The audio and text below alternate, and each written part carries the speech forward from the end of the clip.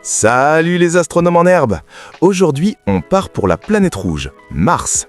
Tu t'es déjà demandé si on pourrait un jour vivre sur une autre planète? Est-ce que Mars pourrait devenir notre deuxième maison? Spoiler alerte, c'est compliqué, mais pas impossible. Alors attachez vos ceintures, on décolle. Mars, c'est notre voisine cosmique. Elle se trouve à environ 225 millions de kilomètres de la Terre. Ça fait loin, hein? En voiture, il faudrait 250 ans pour y arriver. Heureusement qu'on a des fusées. Voici quelques infos cool sur Mars. Elle est 2 fois plus petite que la Terre. Une journée martienne dure 24 heures et 35 minutes, presque comme chez nous. Une année martienne dure 687 jours terrestres et elle est rouge. Pourquoi? À cause de la rouille. Le sol est plein d'oxyde de fer, ce qui lui donne cette couleur si particulière qui fascine l'humanité depuis des millénaires. Mais alors, est-ce qu'on pourrait y vivre? Eh bien, spoiler, Mars n'est pas du tout accueillante. En fait, c'est carrément hostile. Laisse-moi t'expliquer pourquoi. Commençons par la température. Il fait super froid sur Mars. La température moyenne, moins 60 degrés Celsius. Et ça peut descendre jusqu'à moins 125 degrés la nuit au pôle. C'est plus froid que n'importe quel endroit sur Terre, même l'Antarctique. Même en été martien, au meilleur moment de la journée, ça monte à 20 degrés maximum, et encore seulement à l'équateur. Imagine, tu serais en t-shirt à midi sur l'équateur martien et le soir tu te transformerais en glaçon. C'est une amplitude thermique incroyable, bien plus extrême que tout ce qu'on connaît sur Terre. Ensuite, il y a le problème de l'air. L'atmosphère de Mars, c'est 96% de CO2, le gaz qu'on expire, 0 oxygène pour respirer. Et en plus, elle est hyper fine, seulement 1% de la densité de l'atmosphère terrestre. C'est comme si tu étais au sommet du mont Everest, mais en 100 fois pire. Résultat, sans combinaison spatiale, ton sang se mettrait littéralement à bouillir à cause de la basse pression. Oui, tu as bien entendu, bouillir. À cause de la faible pression atmosphérique, l'eau dans ton corps se transformerait en vapeur. Sympa, non? Bon, évidemment, tu perdrais connaissance en quelques secondes à cause du manque d'oxygène, donc tu ne sentirais grand-chose, mais quand même. Et ce n'est pas tout, il y a aussi les radiations spatiales. Sur Terre, on est protégé par notre bouclier magnétique et notre atmosphère épaisse qui filtre les rayons cosmiques dangereux et les particules solaires. Sur Mars, nada, rien. Le champ magnétique martien a disparu il y a des milliards d'années et l'atmosphère est trop fine pour protéger quoi que ce soit. Les radiations solaires et cosmiques bombardent directement la surface.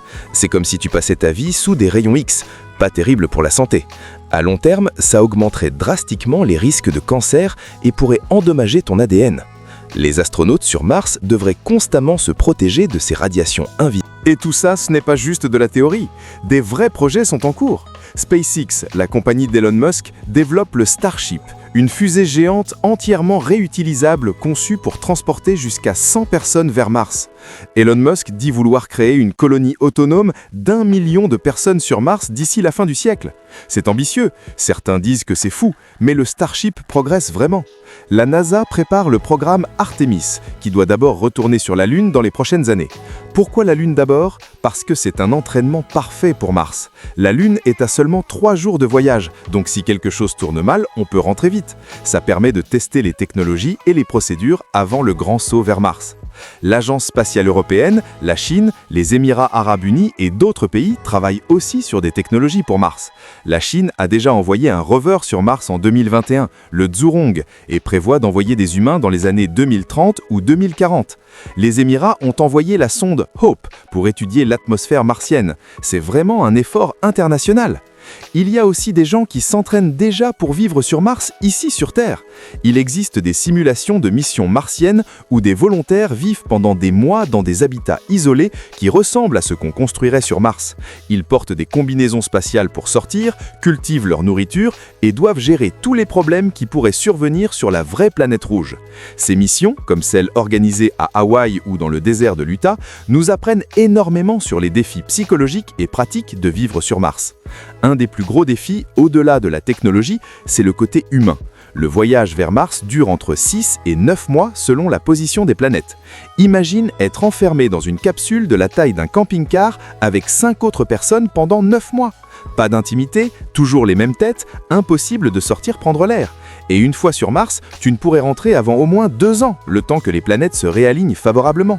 Les communications avec la Terre ont un délai de 4 à 24 minutes selon la distance entre les planètes, donc impossible d'avoir une vraie conversation en direct avec ta famille.